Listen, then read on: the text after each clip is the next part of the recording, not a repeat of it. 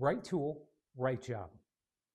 Any craftsman will tell you that not one tool fits all. In fact, using the wrong tool for the job can actually cause more harm than good.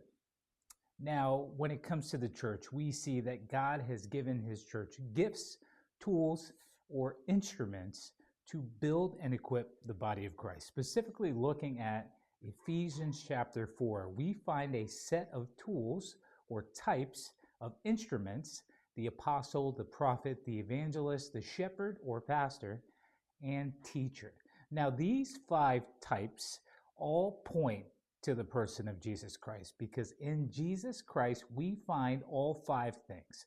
He was an apostle sent by the Father, he was a prophet, he was an evangelist who preached the good news everywhere he went, and he was a good shepherd or pastor, and he was a teacher and rabbi. And so we see Jesus encompass all these gifts. Now, traditionally in our churches today, we focus on one of the five, and that is the role of a pastor. And we look to sum up all the gifts into that one role. However, one tool does not fit all. And so in doing so, we often short sell ourselves and the work that God is doing amongst us. You see, Jesus is the master builder, not us. And he uses these tools or instruments, which are people or types of people, together collectively to build his church. And it's our calling and function to be mindful of these different types of people. You see, any one of us can fall into one of these categories or sometimes more. Some are sent like an apostle.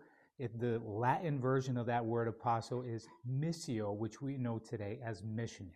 Now, when we hear missionary, we think of someone who is sent to another country to spread the good news. But in fact, a missio or missionary can be sent right here, where we live, and do the work that God has called us to do. My point being, we see all these gifts summed up in the person of Jesus Christ. And as builders, we have to be aware of the tools that God uses to build his church, temple, and dwelling place.